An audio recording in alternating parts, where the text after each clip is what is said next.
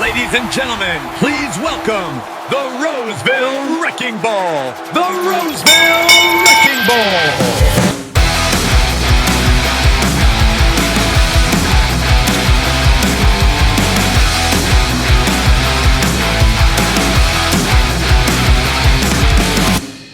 Joshua Shrum. He is a very talented steward, very knowledgeable. The Roseville Wrecking Ball.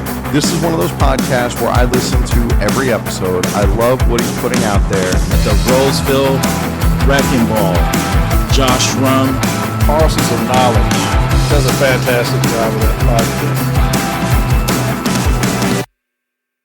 The Roseville Wrecking Ball. He is an Article 8 scholar, and thank God. We need Article 8 scholars right now. Tune into the Parcels of Knowledge podcast while you're on the route. That's the mailman's playbook, brother. Good morning, and welcome back to Parcels of Knowledge, that podcast dedicated to delivering knowledge to the city letter carrier with your host, the Roseville Wrecking Ball. Today on Parcels of Knowledge, we got a special day because we are doing a Wrecking Crew Wednesday. Requested by the Wrecking Crew, we're doing my non-compliance. That's right, these badass individuals. The Wrecking Crew have grown in numbers. We got 24 members. And if you don't know what the Wrecking Crew is, it is our Patreon group. Anybody who's a member will be recognized every Wednesday. And also, you guys will pick the topics on Wednesday. So I think that's a fantastic thing to do. It's a value-to-value system where if you feel like this show provides you value, well, then you can feel free to give it back between $1 and $50 a month. Somebody has generously gifted several memberships, but not all of them have been accepted yet. But we got, without further ado, these badass individuals are Rick Steiner, E.R., Tom Perry, Philip DeGilio, Chris Angeloff, Amy Tyvan, Ryan Ackers, Edmund DeVore, Miziel Guzman, Paul Siranowski, Jamie Gregory, Neil Beckman, Shannon Mossbarger, Kenneth Brisby, Benjamin Shalhaas, Joni Weber, the Allentown Architect, Self Care, G. Whiskey, Daniel Pitts, Mark Allen Kennedy II, Jason Munn, and our new member, David Grosskopf. We also have another new member. I just got to double check his name because it looks like they might have 2 memberships, but I'm not sure. We'll figure that out. But either way, thank you to those badass individuals. And I am so happy that the Roseville Wrecking Crew is growing in numbers. Yep. So let's hit that 50 people mark. And by the way, we're also having William Boone on Saturday. That's right. Health and Safety Director candidate William Boone will be on Saturday. Please submit those questions to me, Roseville Wrecking Ball at yahoo.com. He'll be answering any and every question you guys give him. So to get into the topic today, we're doing escalated remedies, non-compliance, escalated remedies, how to set precedent, those things.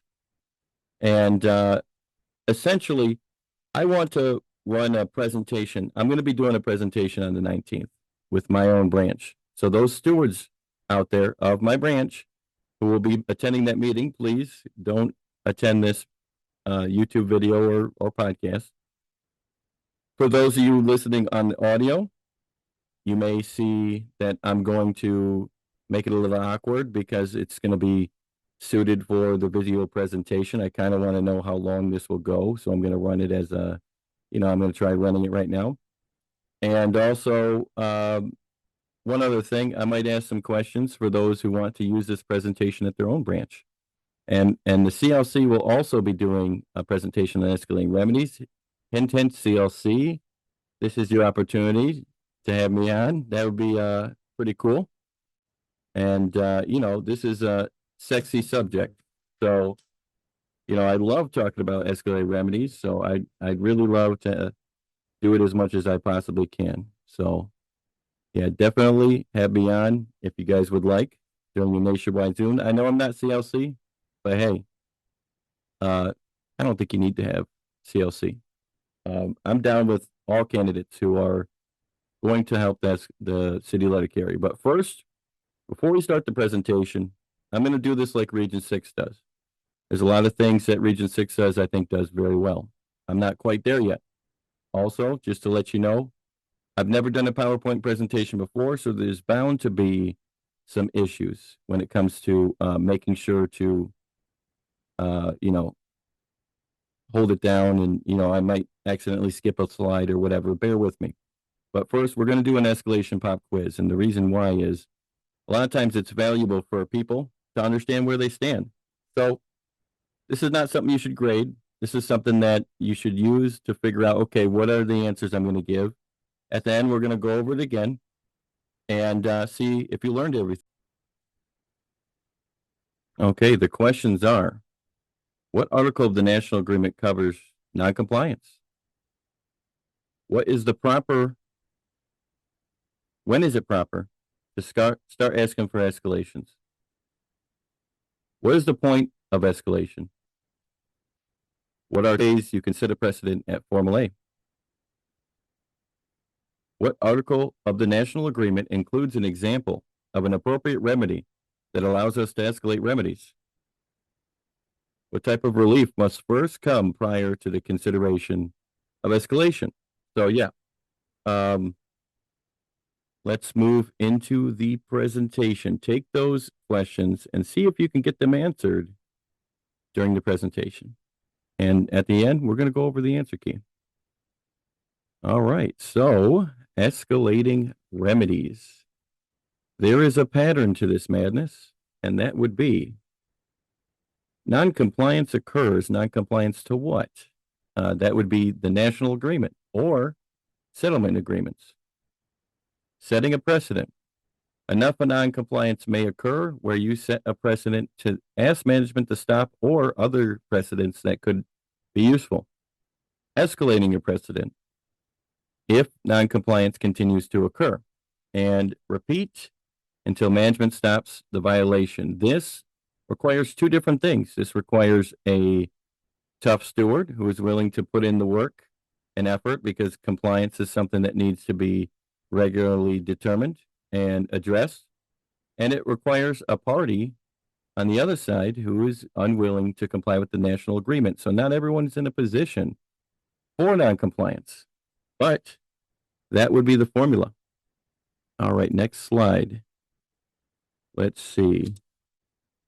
Noncompliance is where escalation starts. Noncompliance is defined as failure or refusal to comply as with a law, regulation, or term of a contract.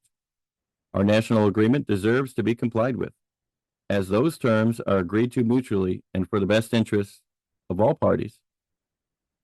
Consider what former U.S. Deputy Attorney General Paul McNulty said: if you think compliance is expensive, try noncompliance.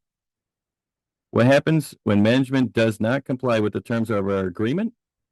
A grievance must be filed by a union representative for that station. All right, let's talk about Article 15.1, definition of a grievance. A grievance is defined as a dispute, difference, disagreement, or complaint between the parties related to wages, hours, and conditions of employment.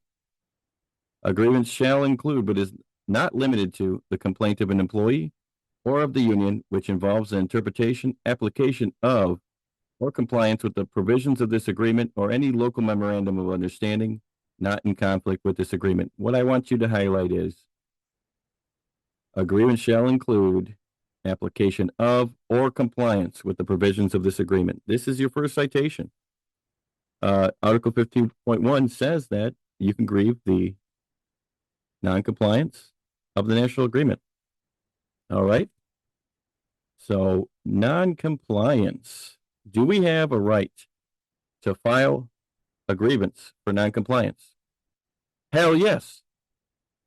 Who has the burden of proof in noncompliance cases?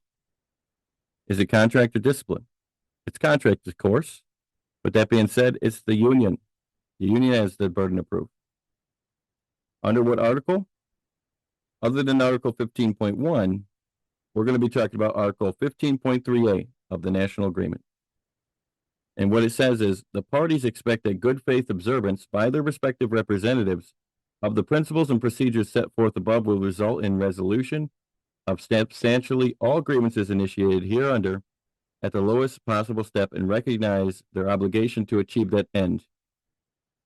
What do you think is the appropriate remedy for noncompliance, which would be not bargaining in good faith, other than giving management the elbow of education, of course, like us Parcels of Knowledge listeners, we give management the elbow of education all the time. But what's the appropriate remedy other than that? We're not gonna, ask for any sort of violence. Elbow of education, by the way, is not violence. We're just educating management. All right.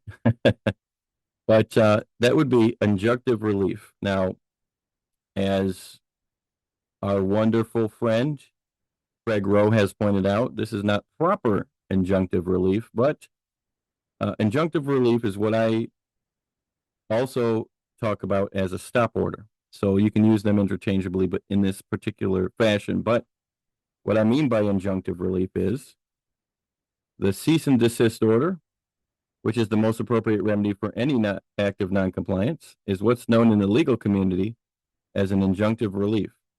It means that someone has to stop doing what they are doing. In any case of escalation, you must first agree to injunctive relief. This may take the form of any type of language, but most appropriately should be a cease and desist order. If an injunctive relief order is made and agreed to, and management continues to violate, what are our options? All right, what are our options? What do you think? Let's see. Setting a precedent. That would be our option, setting a precedent.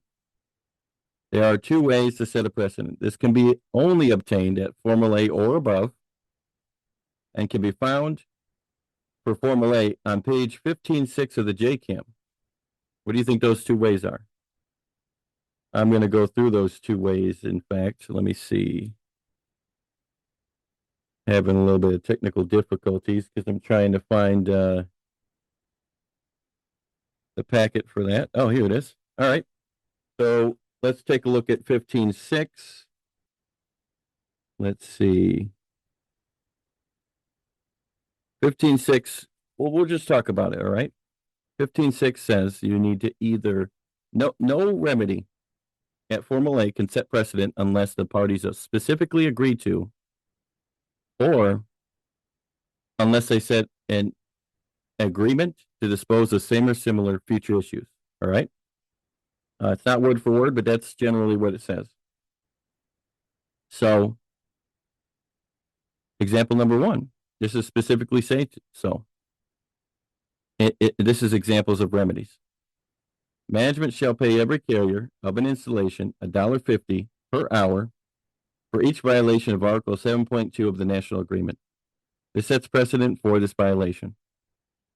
Or, as a precedent-setting resolution to violation of Article 15.3a, management will now have to do 17 push-ups each time they are wrong about a contract violation.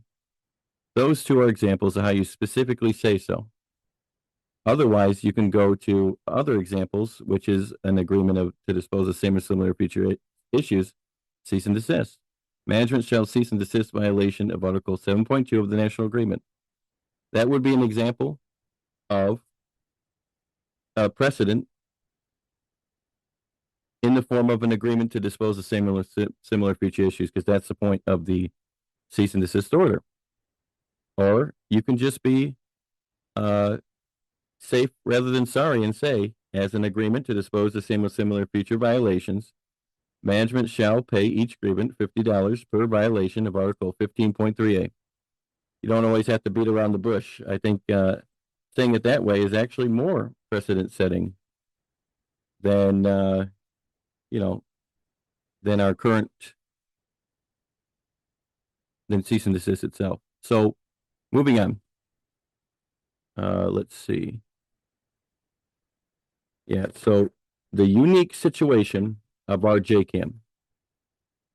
Typically, in arbitration, escalated remedies are not recommended. They're known as windfall. They are found to be somewhat of a windfall for those that are violated and are looked down upon in arbitration as a whole, unless the parties' agreement shows support for exceptions to that standard. This is what sets our contract above a lot of the other labor contracts across the country. If you look at JCAM 4116, it says something that allows us to understand escalated remedies as, an appropriate remedy. In those circumstances in which a PTF or CCA worked 40 hours per week during the opting period, or 48 hours in the case of a 6-day opt, an instructional cease and desist resolution would be appropriate. This would also be an appropriate remedy in those circumstances in which a reserve letter carrier or an unassigned letter carrier was denied an opt in violation of Article 41.2.B.3, and circumstances where the violation is egregious or deliberate, or after local management has received previous instructional resolutions on the same issue, and it appears that a cease and desist remedy is not sufficient to ensure future contract compliance, the parties may wish to consider a further and appropriate remedy, compensatory remedy to the injured party to emphasize the commitment of the parties to the contract compliance. In these circumstances, care should be exercised to ensure that the remedy is corrective and not punitive, providing a full explanation of the basis of the remedy. So that would be where we get the idea of escalated remedies. They are to be appropriate, compensatory, in order to emphasize the commitment to contract compliance. We normally do that as incentivize in my station. We put that language that it's an incentive to comply with the contract.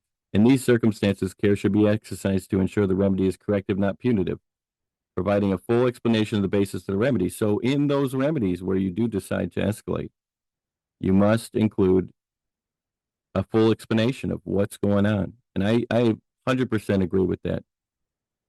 Because of this, we can argue that the national parties have decided that this is an acceptable practice. If the situation warrants it, we can use this provision to be able to escalate our remedies and force management to comply with the contract.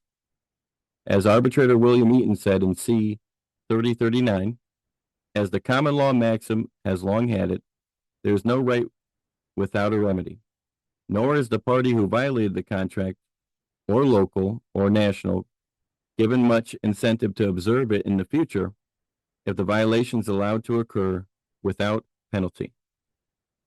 All right, so next slide I actually don't have in the YouTube video, but it is talking about how ruthlessness is mercy upon ourselves.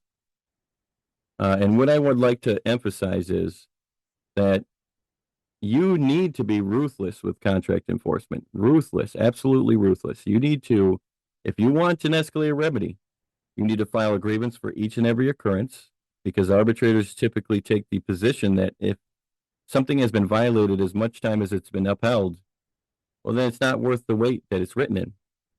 So you need to consistently, make sure you're enforcing the contract, file injunctive order after injunctive order. That is called feathering your nest. I was going to have the great, Clarence Blaze on.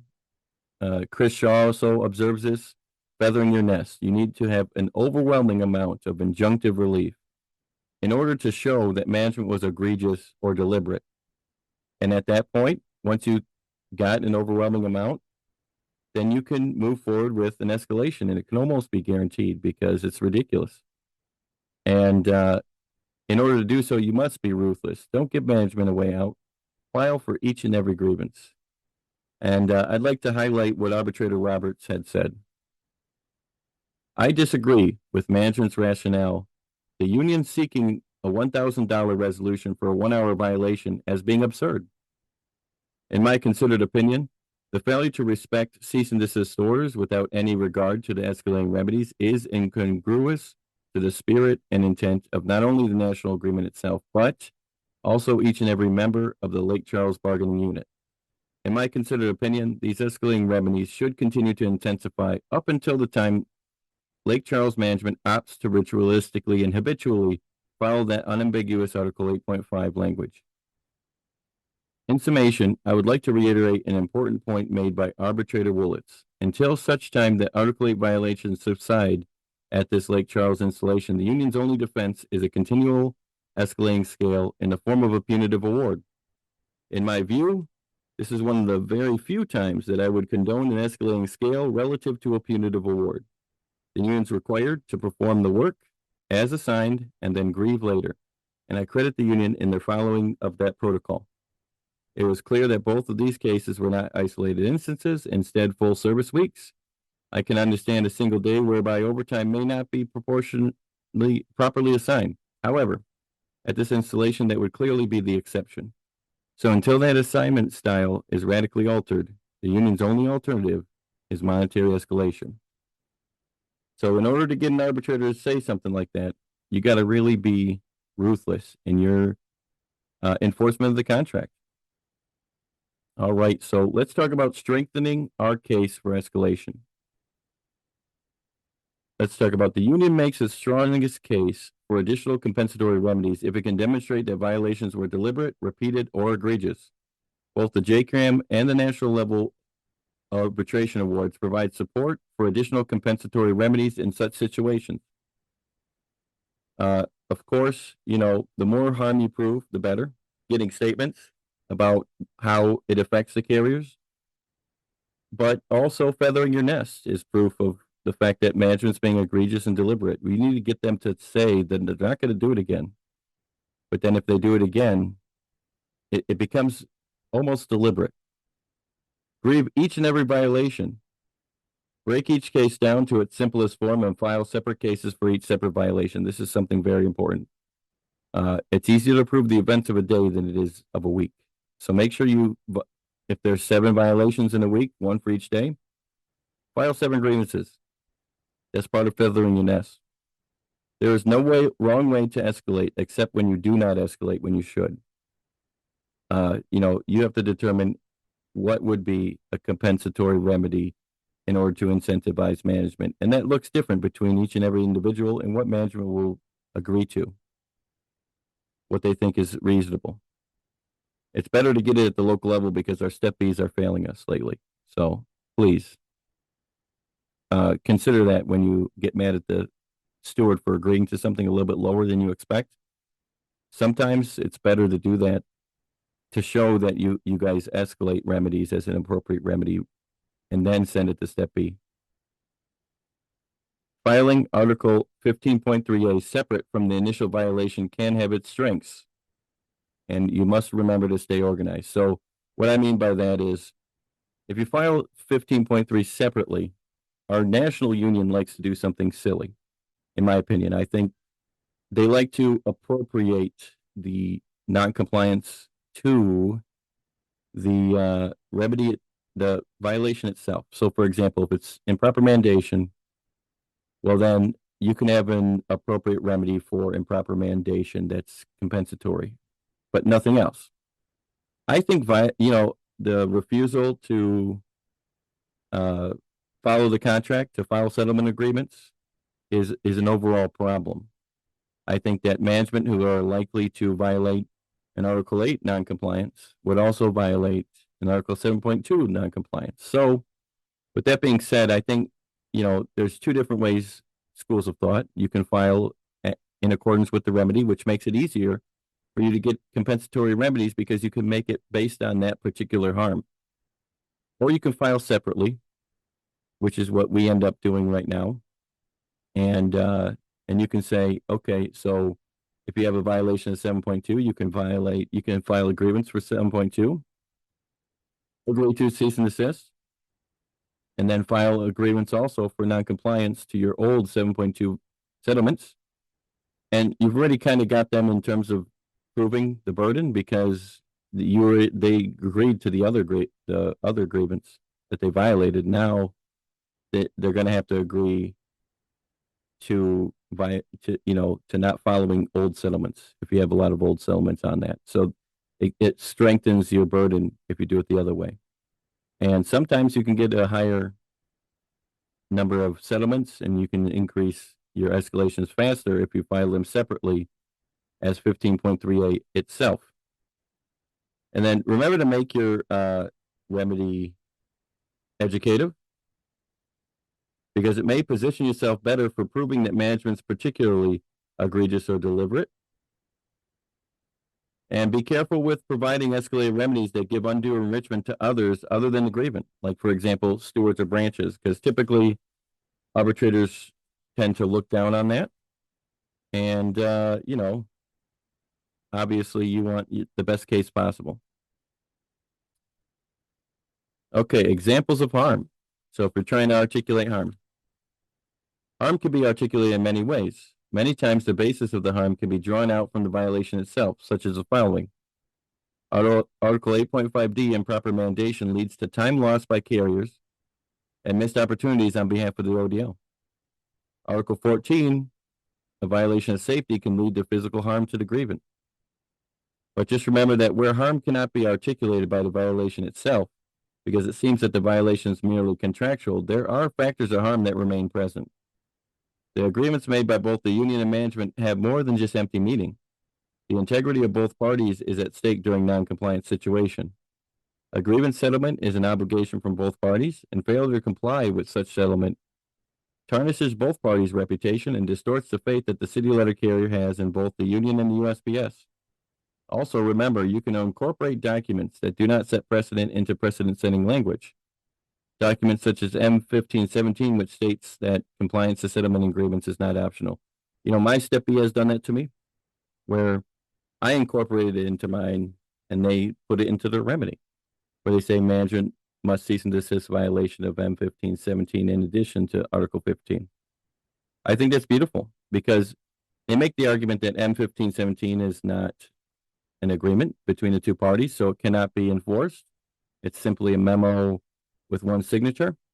But once it's incorporated under a precedent-setting cease and desist, it is an issue of noncompliance, because we've already agreed that this sets a precedent. So there's the two signatures that you're missing the union signature. Well, now you got it. You got two signatures and an agreement that says they must follow 1517. This is how you need to kind of navigate your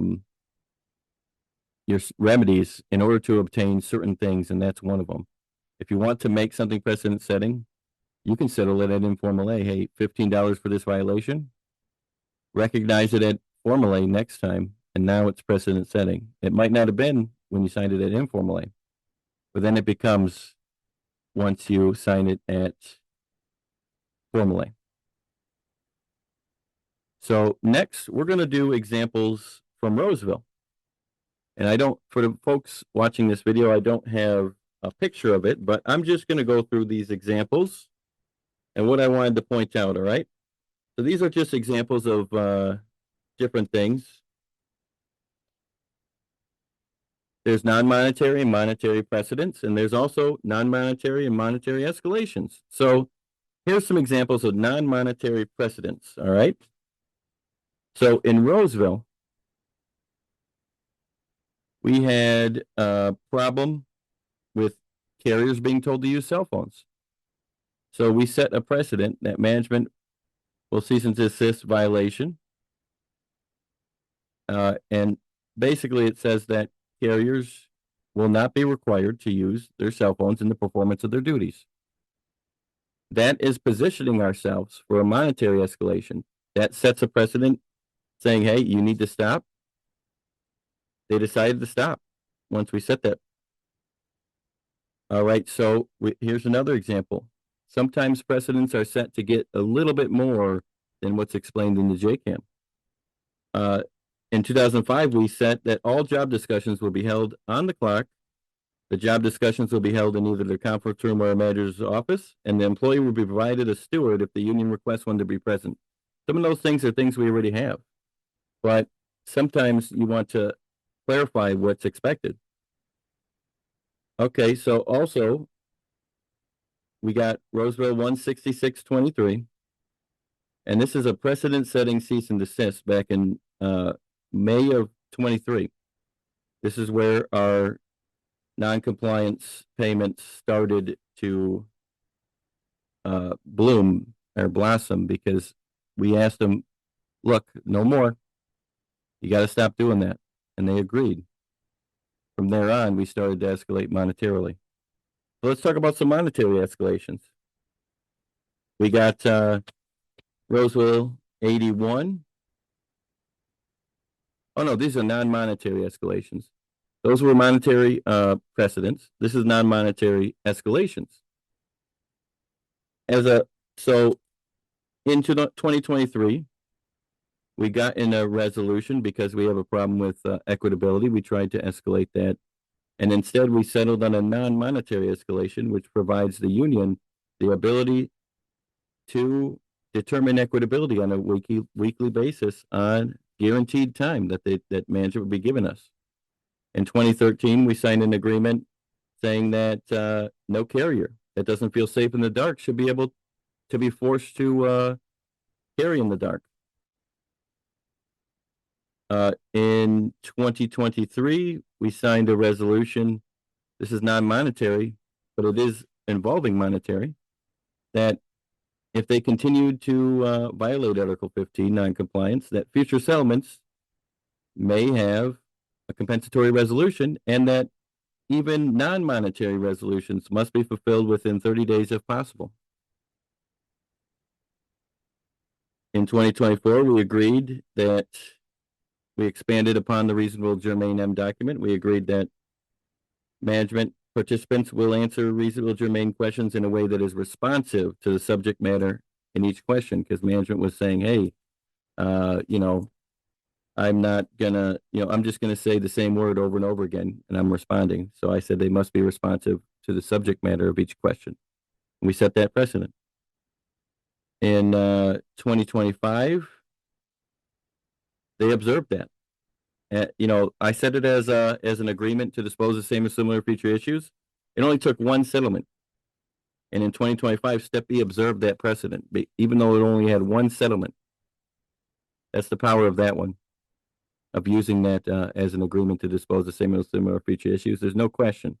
It's right out of the Article 15. And then in 2024, we also escalated information requests to be from 14 days for management to fulfill to 7.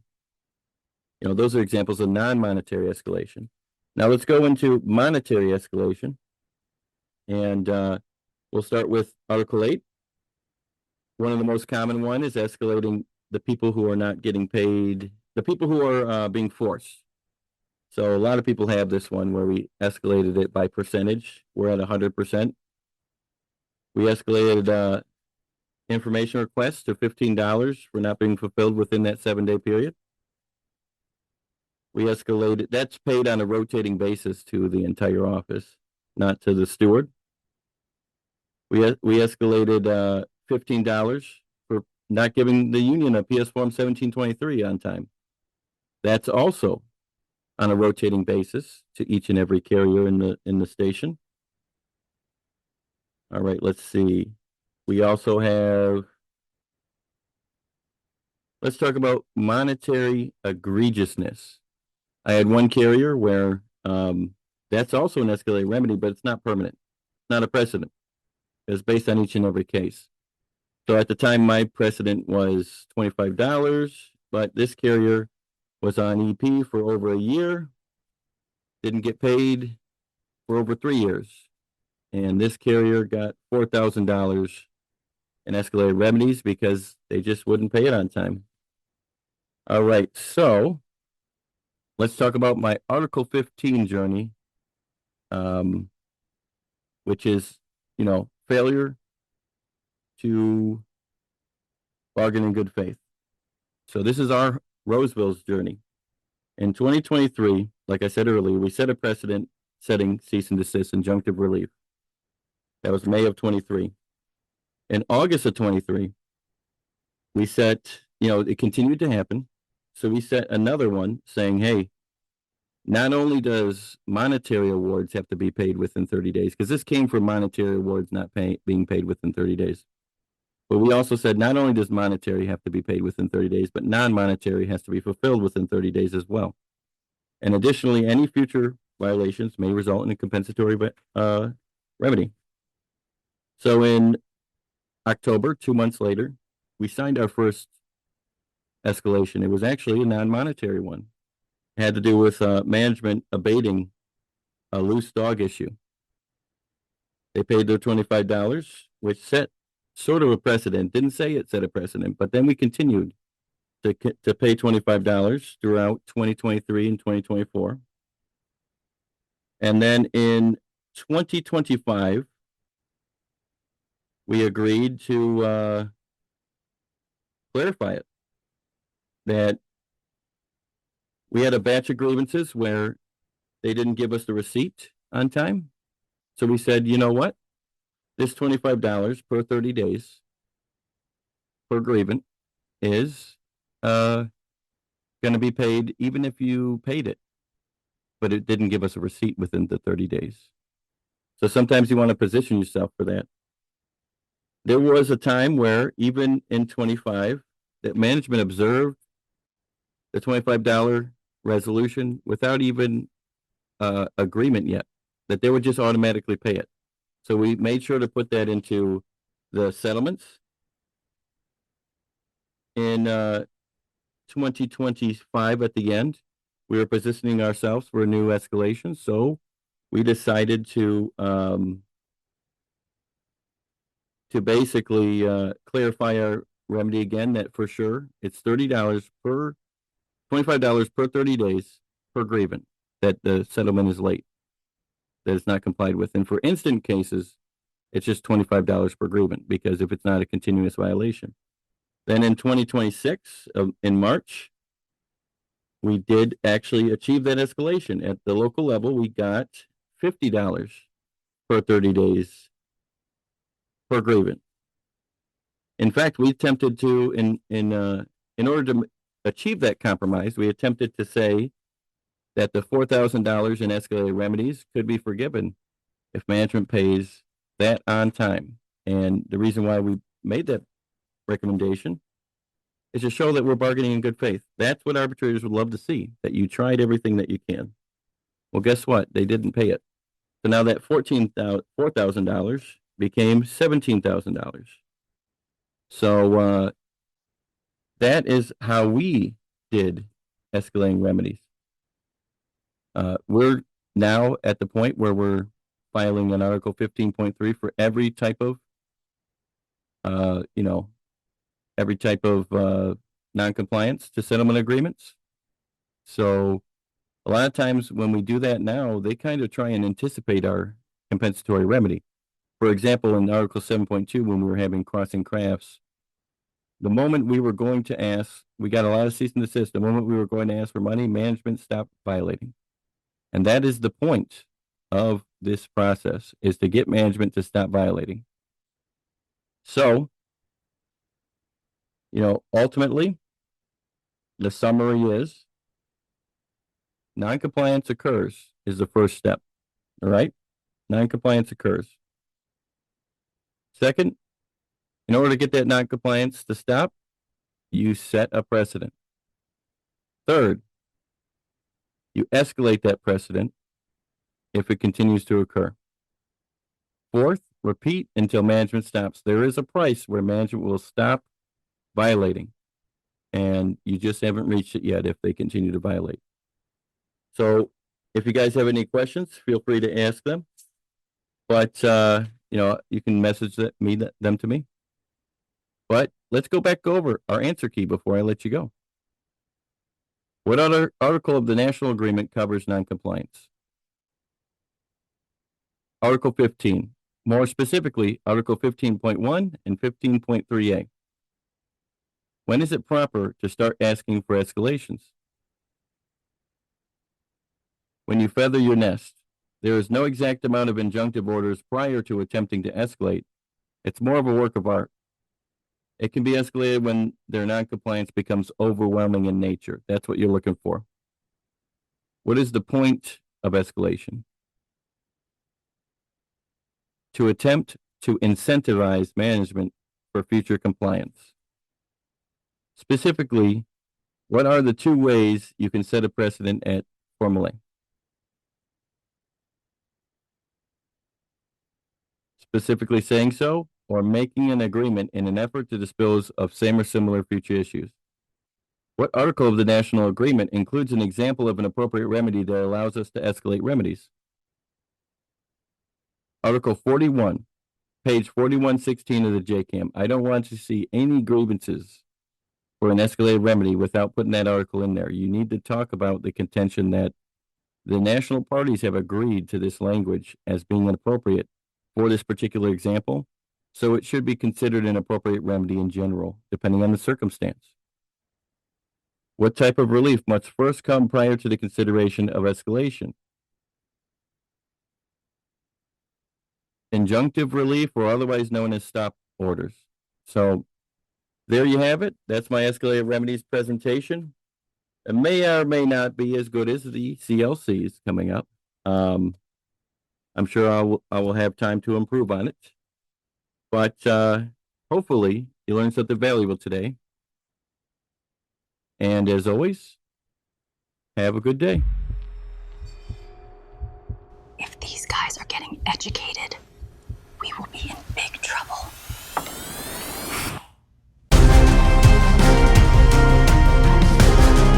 Management's been weighing you down like a bag of wet catalogs, but you don't gotta take it. You strap on the elbow of education, dig it?